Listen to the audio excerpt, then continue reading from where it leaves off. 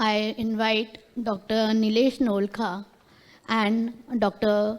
Sheila Rathod for interview session. Dr. Nilesh Nolkha, Senior Consultant and DNB Teacher, Nair Medical College and Hospital, Nirjara Multispecialty Clinic, Kandivali and Vasai.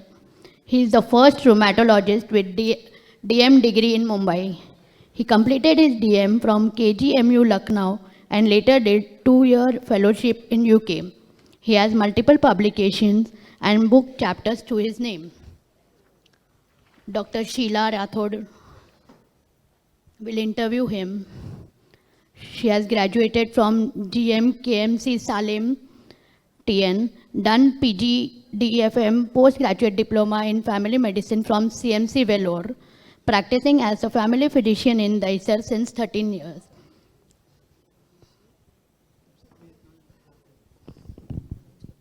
Hello.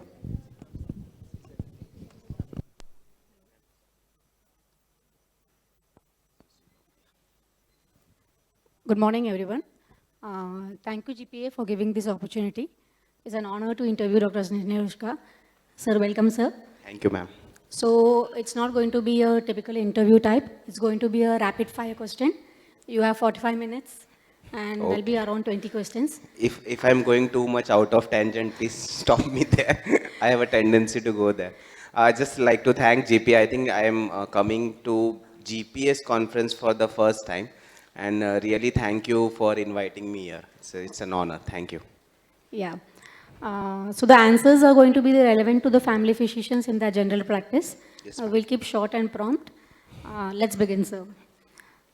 When should we treat asymptomatic hyperuricemia? It's a very controversial area, but as of now, there is no evidence that treating any patient with asymptomatic hyperuricemia and any hyperuricemia with non-specific joint pains has any particular benefit. There are some guidelines which say that if the uric acid goes above 9.5-10, you may consider it. So for example, if you have a uric acid of let's say 7.5 with knee osteoarthritis or plantar fasciitis or Achilles enthesitis, I will still not give any hypouricemic agents because it's a big placebo effect, and generally giving NSAIDs and exercise will be helpful. So unless and until you are having recurrent, painful, severe, well-documented gout attacks involving your toes, ankles, knees, and you are sure it's gout, you don't need to lower your uric acid. You have to see what is driving the uric acid. It may be your genetics, and in most cases, it is driven by poor lifestyle. So I always say that if your lifestyle is poor, what's the use of lowering the uric acid by febuxostat? So we are always bothered about numbers, but in medicine you should be bothered about what is the risk versus benefit ratio. There is absolutely no benefit of lowering uric acid without actually having gout. Second thing, lowering uric acid in a renal patient or a CKD patient also is very controversial. A good trial which was done in stage 2-3 CKD on lowering uric acid with allopurinol, a big trial published in NEJM, was a negative study. So even when you ask nephrologists, they will say ki we give it because there is some evidence. But if you ask for hard evidence, there is none. So despite using so much urate lowering therapy, we really don't know who is benefiting. At least the patients are not benefiting. So if the patient has tophi or tophus, you will... So ma'am, tophus is gout. So if you have a tophus, you definitely lower the uric acid below 6. Then we are talking of pure gout basically. So when you are talking of asymptomatic hyperuricemia, I want you to understand that symptoms mean that you have gout symptoms. It does not mean you have any joint pain symptoms, because by that logic then everybody of us will be on urate lowering therapy after 60 because some uric acid will be raised and you will have some joint pains. So everybody also will be on febuxostat. That is not correct. So urate lowering therapy of your choice, the dose, the duration, and what will be the target? So I think both are good drugs, allopurinol and febuxostat. There was some recent black box warning on febuxostat having cardiovascular side effects, but I think generally we consider it very safe. I'm still a big fan of allopurinol because it's an older drug, but we have slightly more hypersensitivity reaction in Indian cohort. So what I tell is, if there is a non-CKD patient with gout and you are starting allopurinol, never start with more than 100 mg. And if you have a CKD patient, for example, even with creat of 1.2, 1.3, your EGFR will be less than 60 or 70. Don't start with more than 50. Always write in bracket, stop immediately if there is any fever or rash. As long as you do that, I have not seen Steven Johnson's. I have seen Steven Johnson's given to Steven Johnson's or 10 in patients who have received allopurinol from outside. I have not personally seen it, probably because we are taking a lot of measures to prevent anybody from taking it when they have rash. So be very careful when you are prescribing allopurinol, but that fear has been taken up by pharma companies, and huge number of companies have come with febuxostat. It's not necessarily a better drug. So what will be the duration and target? Usually lifelong. If you have a patient of gout and they have had second or third attack, they will perpetually keep on having attacks, and your target uric acid is below 6, and usually urate lowering therapy will be lifelong. Only one more point, febuxostat lowers your uric acid very fast. Within 3 days your uric acid will come below 6, but the problem with that is it will cause more attacks. So whenever you are giving febuxostat in a pure gout patient, definite gout patient, don't be in a hurry to start with 40 mg. Maybe you can start with 20 alternate day, and always use it with Goutnil or colchicine, because that will prevent attacks. So you have to first roll of your in gout patient, you want to give therapy not to make the uric acid lower. Patient wants the therapy to not have painful attacks. So give colchicine 0.5 milligram twice a day, and then start urate lowering therapy. You can start it simultaneously or lower. Your first concept is not to lower the uric acid. Your first concept is to treat gout attack and then lower the uric acid, not very fast, slowly, because you will precipitate another attack. That's why when you have patients coming after third, fourth attacks, and you start giving them febuxostat at the start, they will have more pain than and more chances of attacks if you don't give them colchicine along with it. So I always say it's like, first put water with colchicine, douse the fire, then try to remove the matchsticks. If you try to remove the matchsticks or give urate lowering therapy without giving colchicine, you will precipitate an attack, and patient will say कि क्या sir दवाई ले रहे तो भी attack आ रहा है. So be careful with that. Well explained. I think this is a common mistake we make actually as GPs to start. I am not in a hurry to give urate lowering therapy. My first day therapy is usually colchicine, and if the patient has come in acute attack, I will give colchicine, NSAIDs or steroids rather than giving a urate lowering therapy. And I tell patients, once your attack settles, we can start urate lowering therapy. Or even if I start a urate lowering therapy, I tell patient that this is a very low dose. We will not target your uric acid below 6 in the first month. We'll do it gradually over 3-6 months. But patients are fixated. Sir, आप दवाई दे रहे, मेरा uric acid अभी भी high है. So I always say कि I am not giving to lower the uric acid. First, let the attack stop. Then we will lower the uric acid a bit faster. So what are the various modalities of treatment in an acute attack? So acute attack, always try to use 2 out of 3. So colchicine 0.5 BD is a standard dose. The older day thing that you keep on giving colchicine till diarrhea happens is no longer used. Because colchicine 0.5 mg BD or OD, if the patient is not tolerating, is considered a safe enough dose, and you use a second modality. Either use an NSAID or a steroid. But if it's a very severe attack, don't give 5 mg steroid. Give 40 mg for 3 days. Let the attack go away and continue the colchicine. Colchicine is safe to continue for even 3 to 6 months, 12 months. Because if you continue colchicine, patient will not have new attack. So, and you can't keep on giving NSAIDs and steroids continuously. So safest option is to give colchicine in 0.5 milligram once or twice a day. During an acute attack, I tell patients, you keep 1 NSAID and 1 strip of steroid with you. Colchicine you have to take continuously for 3 to 6 months, so that once your uric acid is persistently below 6 and all tophi dissolve, then only we'll stop colchicine. Because if we stop colchicine beforehand, patient will keep on having attack. And in between, if you have an acute attack, on top of colchicine, take a strong dose of steroid or a strong NSAID, and that should be enough. So colchicine, they say generally you should start within 36 hours. So the second, I think any which ways a gout patient's attack crescendos in 12 hours. So within 12 hours, he will be absolutely limping and painful. So usually if the gout patient is come to me, he should not stop colchicine. But suppose what will happen, he is going out, he has done something, he will stop colchicine also, he will stop everything and he will have an attack. Then in case I say you start colchicine also and take steroids or NSAID, and even if you take 3, the steroid and NSAID should stop immediately when the attack goes away, and the colchicine will continue till his gout is completely controlled and there are no more new attacks, and your uric acid has reached below 6 for at least 3 to 6 months, and there is no tophi which is present. So if you have a gout tophus, what happens if you lower the uric acid below 6 in the blood, that tophus dissolves and releases uric acid in the blood, and it will cause more attacks.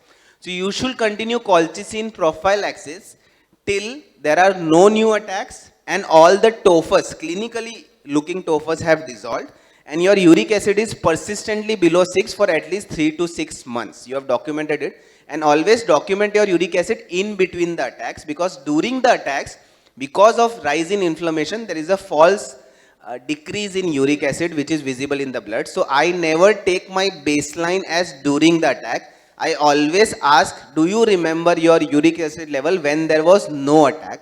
But unfortunately, most people do uric acid levels when they have an attack. So I tell patients, let the attack settle, we'll recheck your uric acid, and then we will decide on how much to give the drug. okay, so during the attack, we are not supposed to do any tests, I mean.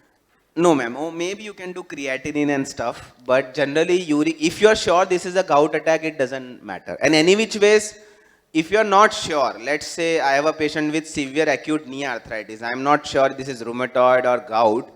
What I say ki there is no point in checking uric acid now. Let's say I settle the attack with steroids and NSAIDs, and I check the uric acid after the attack settles.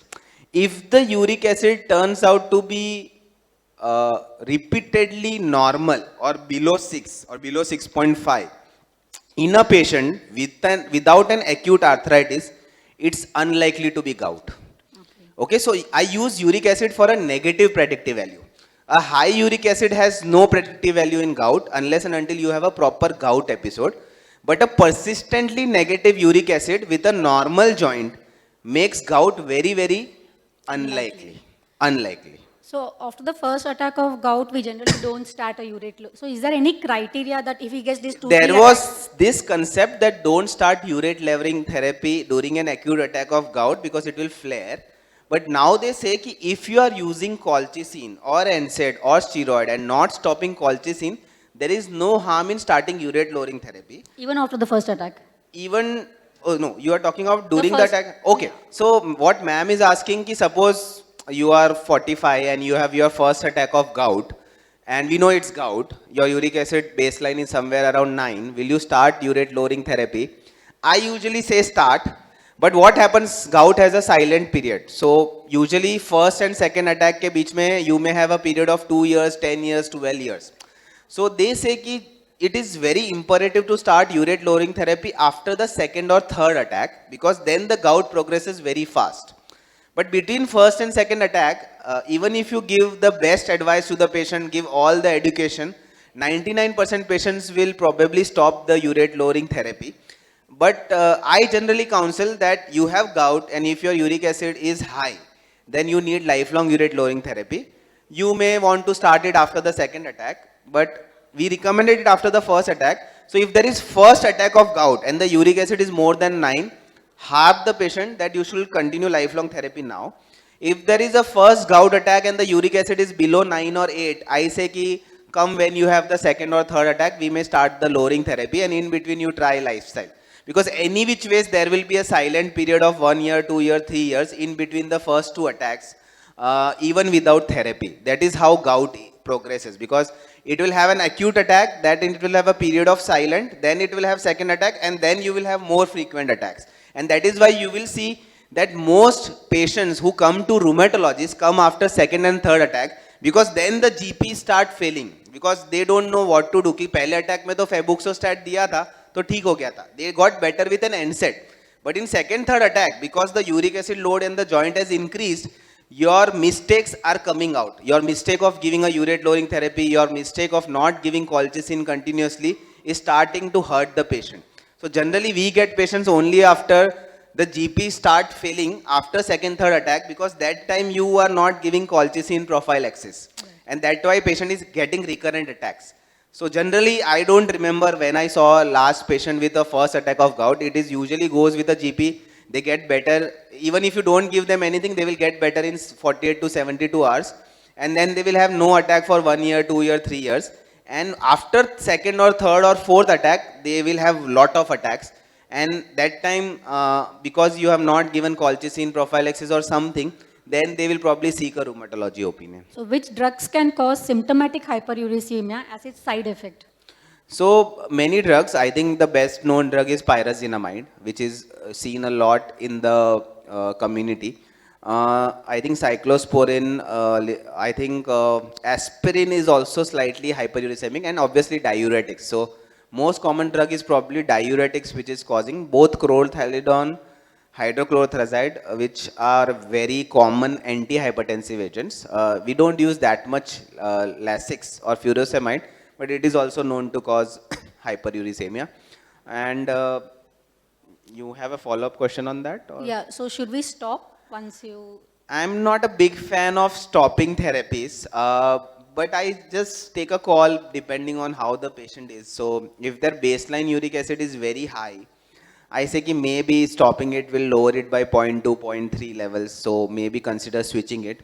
But any which ways, if they are going to require lifelong urate lowering therapy, it's no sense to stop their change their therapy. We'll anyways be giving them Zyloric or something. So what I'm trying to say, gout risk of hyperuricemia is not due to diet in majority of cases. In majority of cases, it's a combination of age, poor lifestyle, plus genes. And genetic factors contribute to 60-70% of the cases. So you will see lot of gout patients who are Brahmins, who have never eaten non-veg, who has never touched alcohol. You will see lot of gout patients who are just 20-30. They have some genetic mutations either in the purine metabolism, which is overproducing uric acid, or some renal transporter defect, which is under-excreting uric acid, which is leading to persistent hyperuricemia, and some genes which cause the uric acid to deposit into the joints and cause inflammation. Because without those genes, neither a chronic alcoholic, neither a chronic obese person will develop gout. And sometimes even the most celibate person on earth will develop gout. So what I'm trying to say, don't harp on too much of lifestyle unless and until it's very bad lifestyle. If a Jain person is coming to me who has never touched alcohol, don't try to stop his dals and sprouts and this, because that was never the reason. It was always his genes which cause hyperuricemia.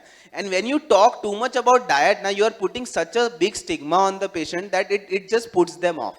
Okay? Unless and until that patient is taking massive amount of alcohols or pure red meat. Chicken is not red meat. Mutton is red meat. Or pure seafood only, like crabs, oysters. You don't have to stop anything in gout. You just have to lower the uric acid below 6 and tell patients कि आप कितना भी exercise करो, you decrease your metabolic syndrome, but don't try to stop your chana dal, sprouts, cabbage, blah, blah, blah, blah, because that is all wrong advice. No, what I was saying is, when we start for AKT pyrazinamide, and then the uric acid increases and they complain of pains. So pyrazinamide induce arthralgias. Everybody thinks it's due to uric acid. It's not. It's mostly drug-induced direct arthralgias. That's why many a times when you give urate lowering therapy in these patients, uric acid will go down, but the pain will not go down. When will the pain go down? After 2 months, when their pyrazinamide is stopped. So it's like a drug-induced lupus. Pyrazinamide is a very common drug to call drug-induced lupus. So if you read your textbooks, they will mention that drug-induced lupus, you should have ANA positivity, histone positivity. No. In pyrazinamide-induced arthralgias, we think that pyrazinamide induces autoimmunity in the body and it causes arthralgia. So when you stop pyrazinamide, it goes away. And second drug which causes this kind of phenomenon is isoniazid. That's why many patients on AKT will develop frank arthralgias or frank arthritis. It has nothing to do with uric acid. Because I see at least one patient a month where the uric acid is lowered, but the patient's pain is persistent. And we think there is a drug-induced lupus component. You don't need any testing. You just need correlation. That you started AKT, you started having arthritis, anti-CCP, RA factor are negative, ANA is negative, or ANA blot may have histones. Even if it's not there, you have to assume that this will go away after stopping the AKT. In most cases, it does. Sometimes you may have a superimposed rheumatoid arthritis or something, but it is mostly drug-induced arthralgias. If you remember old textbooks, in isoniazid, they always used to mention a shoulder-hand syndrome, which basically means that patient used to get lot of shoulder pain or frozen shoulder-like symptoms, which we again think is like an autoimmune phenomenon introduced by the AKT.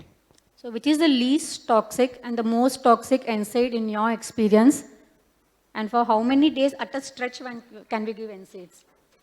I think the least toxic has to be naproxen, because there is, for the simple reason, because a huge amount of data exists on naproxen. You said the most toxic. It's a controversial topic, but I'll take it according to scenarios. But I think diclofenac is extremely potent, and we go by NSAID equivalence. So, for example, for us in ankylosing spondylitis, for trials, we consider 1 gram of naproxen equal to 150 milligram of diclofenac equal to 150 milligram of indomethacin equal to 90 milligram of etoricoxib and so forth. But I think 150 milligram of diclofenac is much more powerful than naproxen 1000 milligram in real life. It is much more likely to cause heart attacks. It is much more likely to cause renal injury. It is much more likely to cause it is much more better in pain relief also. So if you need a very strong potent agent for a very short duration, I think diclofenac is not a bad option. I know many will argue on this, but I think the safest NSAID for elderly is naproxen. What about coxibs?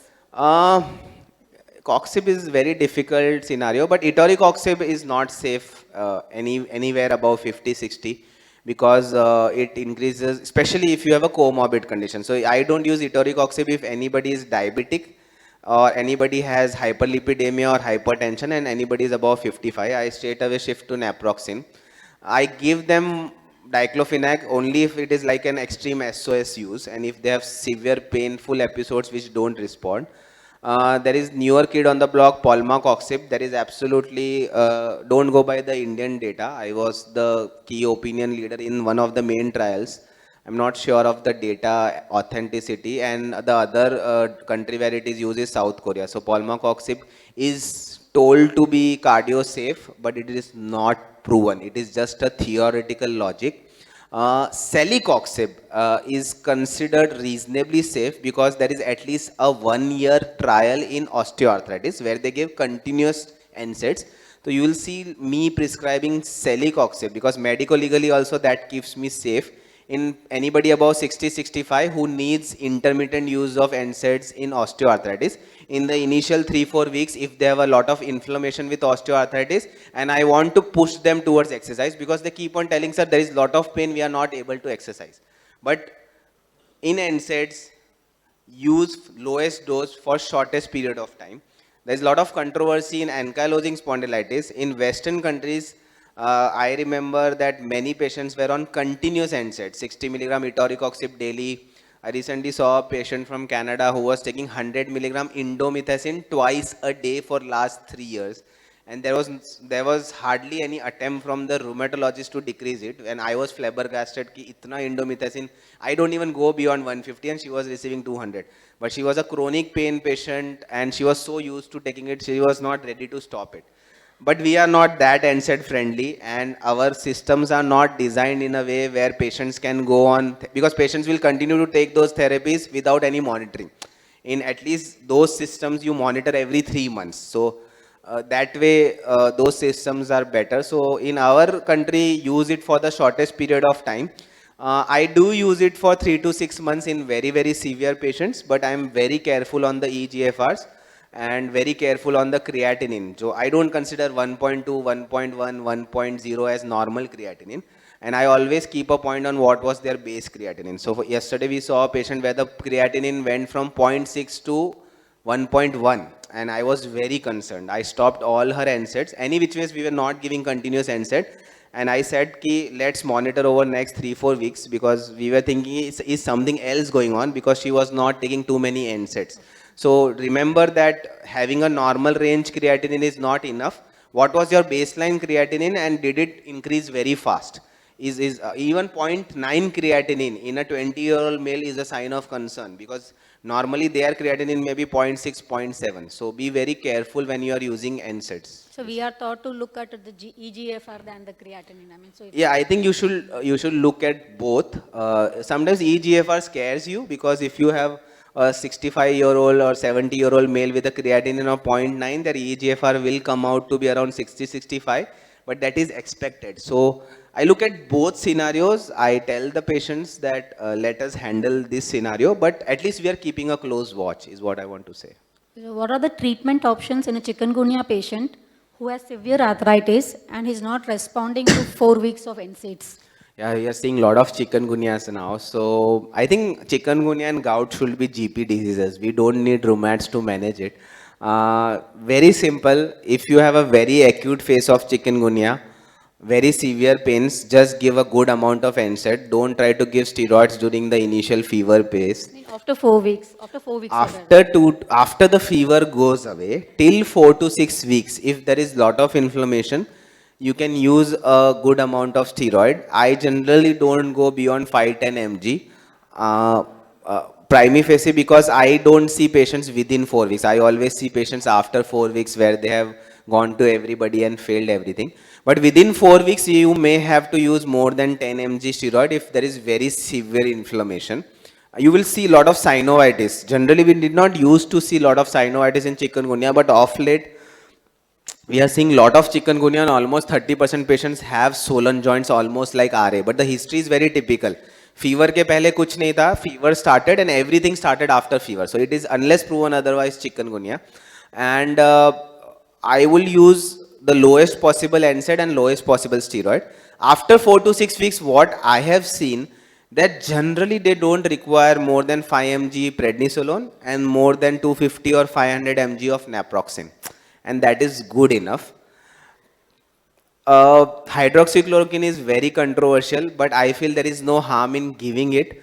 You give it, maybe it will lead to faster resolution, but don't put a gun to my head. There is not much evidence.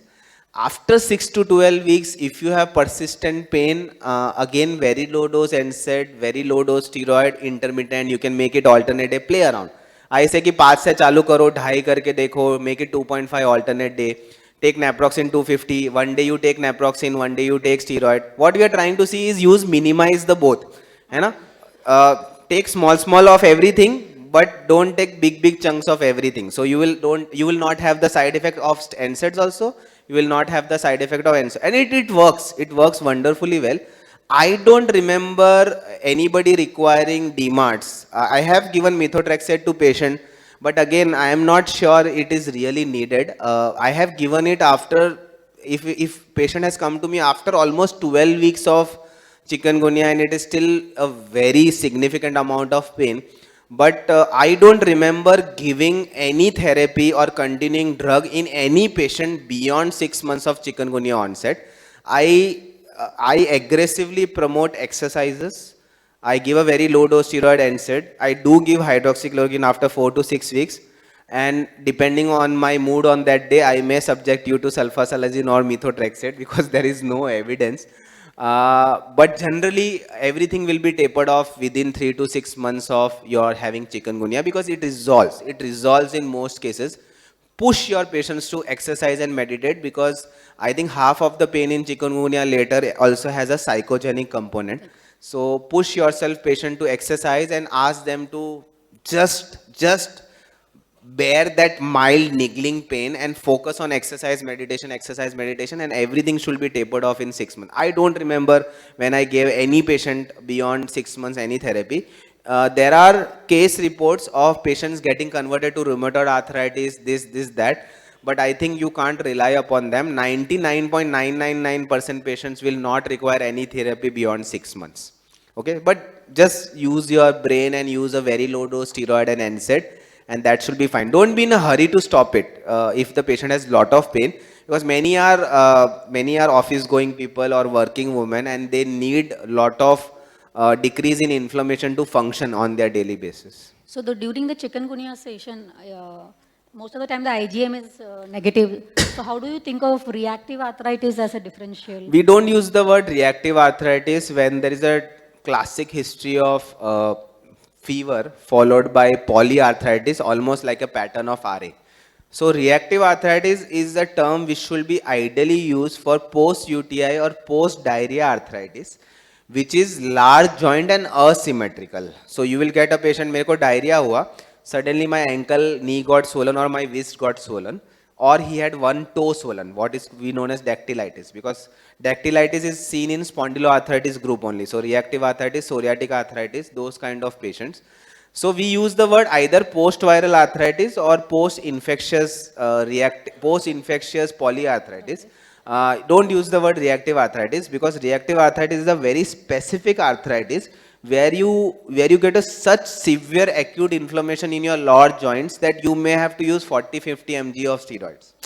Unlike post chikungunya or post dengue or post malaria arthritis, where you don't need this amount of immunosuppression. In reactive arthritis, you may sometimes have to use biologics.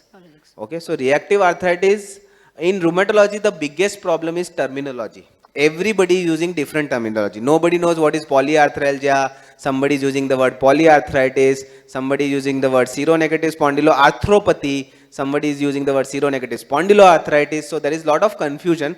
I am a purist, because if you don't name it properly, you are not going to treat it properly. So name it properly. Don't use the word reactive arthritis for chikungunya arthritis. It's a classical chikungunya arthritis or post-viral arthritis. I got fever today. I got severe polyarthritis with lot of synovitis, especially in my feet and ankle region. I became almost bedbound in 3 to 4 days. I had rash, I had leukopenia. Even if the chikungunya IgM is negative, it's some kind of arbovirus causing polyarthritis. You may order a chikungunya PCR or you may repeat an IgM. IgM of chikungunya may remain positive for 3 to 6 months. So even if it was negative, it can come later. Now again, in any case, if this history is there, I am not very much bothered about the test result. Unless until the patient is bothered, I will say you repeat testing, you do your RA factors, anti-CCPs if it is beyond 2 to 3 months to rule out other causes. But if you have this history, I have still not seen anybody coming out positive with any autoimmune test. We just do it for medico-legal purposes. It's generally not needed. Which rheumatology patient are you very keen to send for physical therapy? Everyone. So I think physical therapy is must.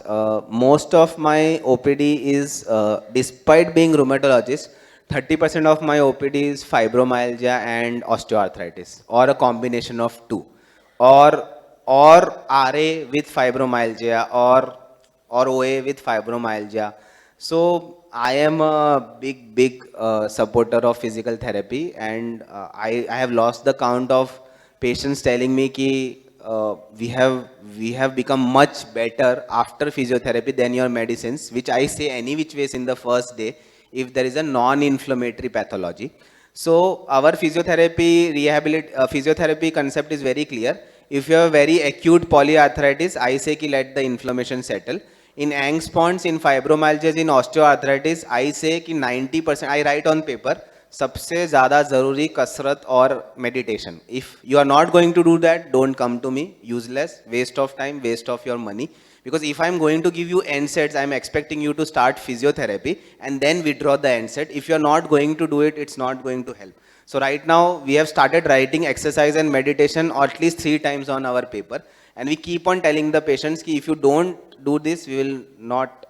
So in RA patients and in patients who have deformed joints, we start physiotherapy once their inflammation is settled.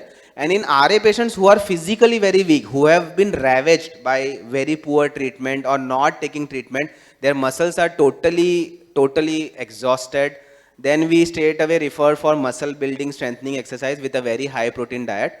And obviously patients who have primary muscle diseases like myositis, we will straight away refer for physiotherapy on the first day. But I think meditation and exercise should be part of your daily lifestyle irrespective of you having a rheumatic disease. That's the crux of it. Referring to physiotherapist becomes important if it's a complex case and you don't think that the patient is going to manage. You are not going to expect an obese patient with multiple joint osteoarthritis to start doing a aggressive physiotherapy on their own. So you have to use that way. If the patient is not motivated enough, but they need a huge amount of physiotherapy, always refer to a physiotherapist. Don't give them Google videos. It is useless. I have tried that. I have failed miserably. I tell them, please 5 बार जाओ, but जाके आओ, सीख के आओ, फिर घर पे करो.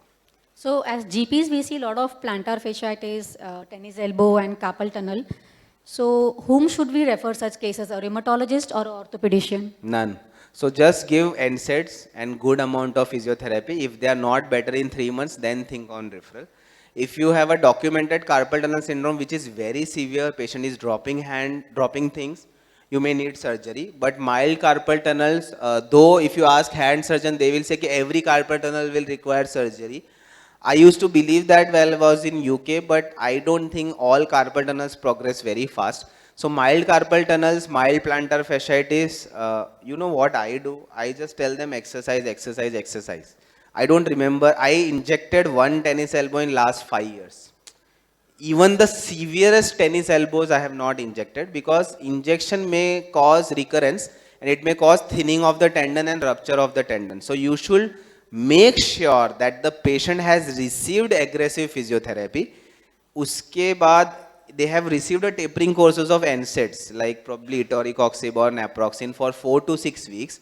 They have done their physiotherapy, they have done their exercises, and by physiotherapy I mean manual physiotherapy. I just hate those machines.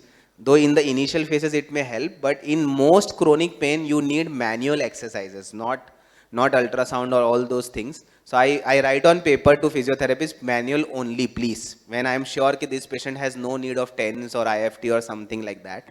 And unless and until they fail everything in the 3 months, then I start off fancy options like PRP or like this.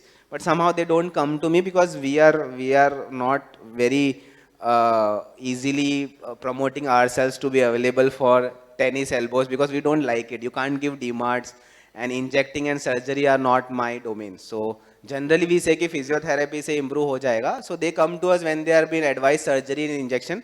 We try to manage conservatively, but if they are not managed conservatively, for example, D. Karwan tenosynovitis or probably carpal tunnel syndrome, I will ask to go for surgery. So biologics and rheumatology, would you like GPs to know about it? Definitely yes, because it gives you a very, very good quality of life.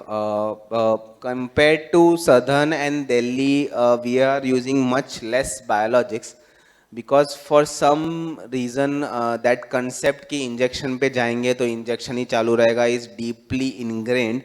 And I think even if you look at communities who can afford biologics, somehow Mumbai people are not very ingrained to use injections, but it gives you a very, very good quality of life at much lesser polypharmacy. So if you have a very severe RA patient, if you use methotrexate, sulfasalazine plus minus hydroxychloroquine plus minus NSAID, my usual prescription length goes to 11 or 12 drugs. They may not be taking 11 or 12 drugs, but imagine taking one big tablet of 1 gram sulfasalazine morning, evening, lifelong, one tablet of hydroxychloroquine daily, methotrexate weekly, folic acid daily, one calcium, one vitamin D. It is berserk. I think the moment you are not controlled on 2 drugs, you should straight away think of biologics. They are very good options available.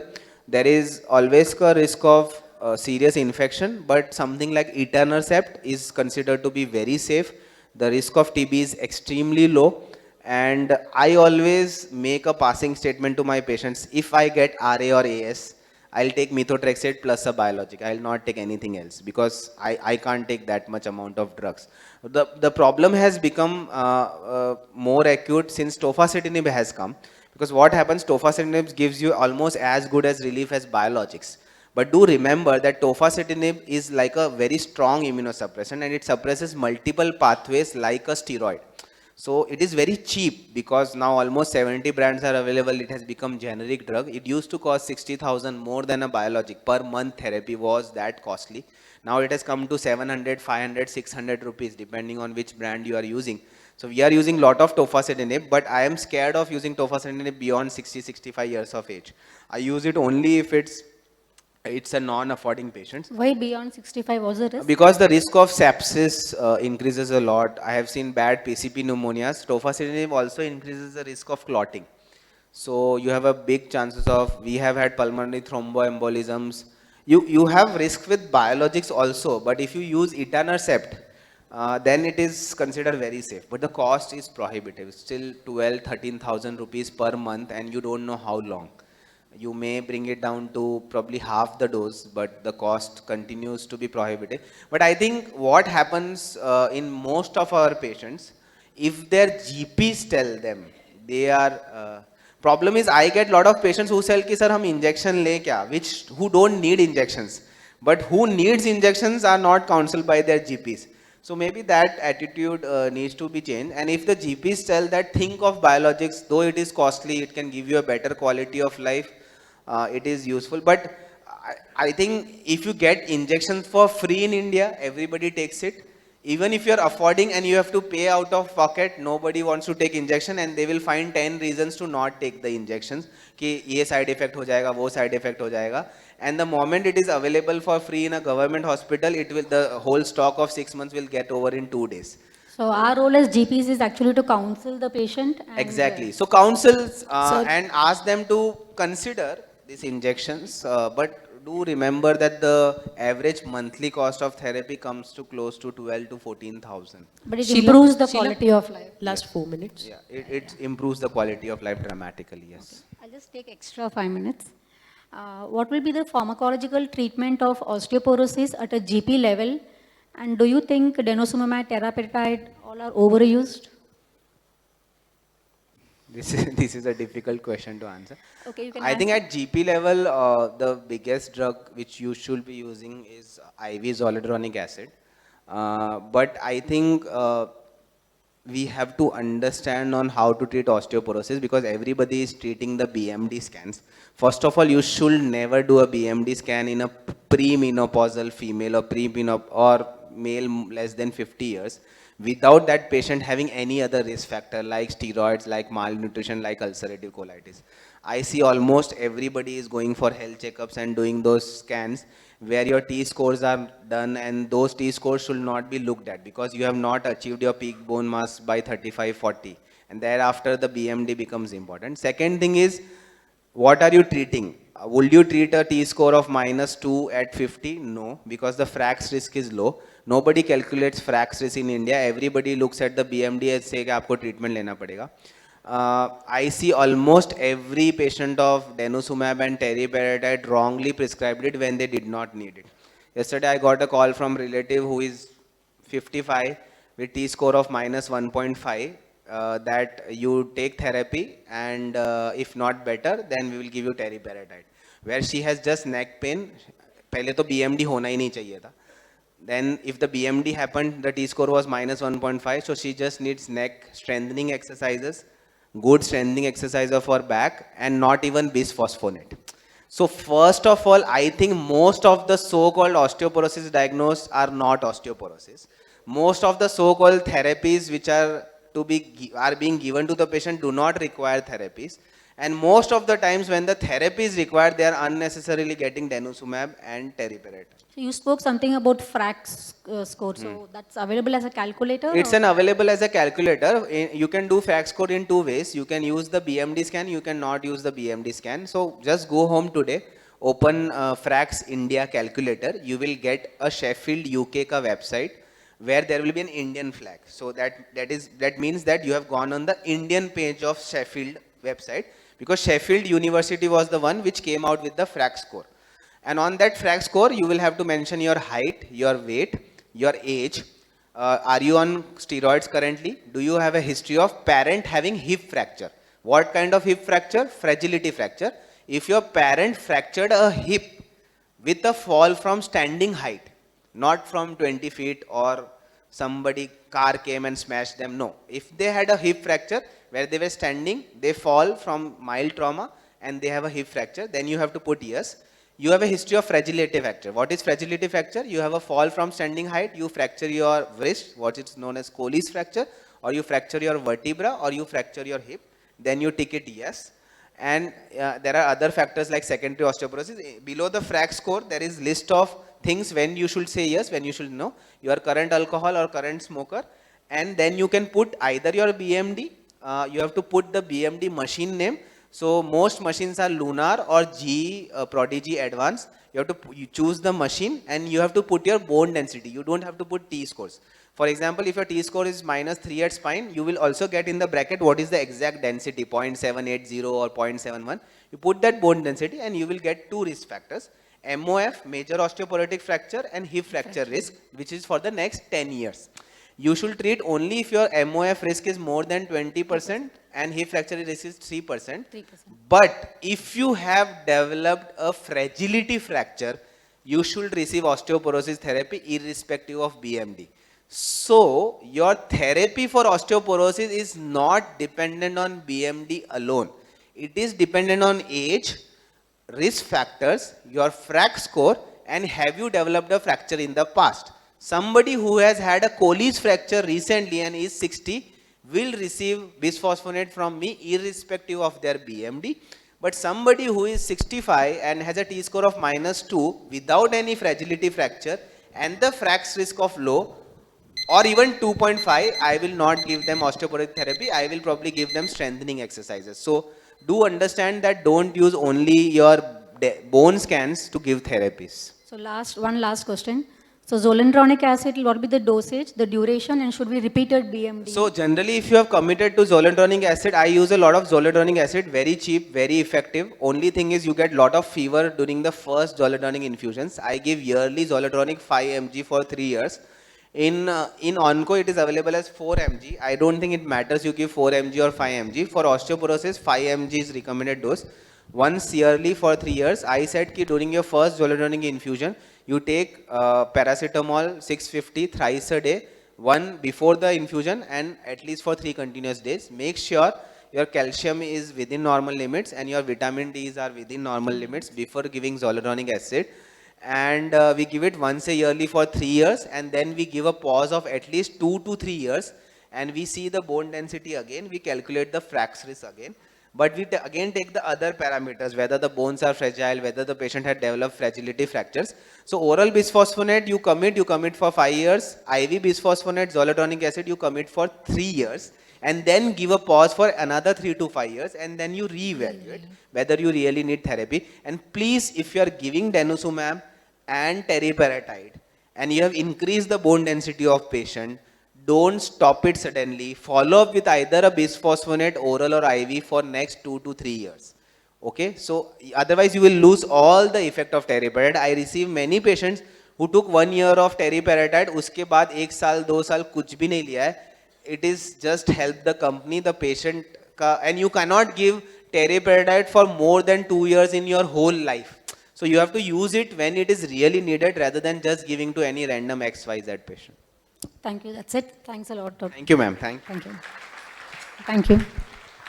I invite our Vice President, Dr. Pragji Waja, to felicitate Dr. Nilesh Nolka.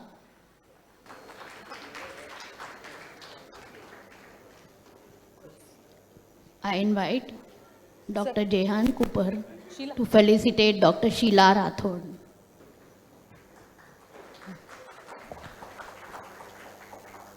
Again.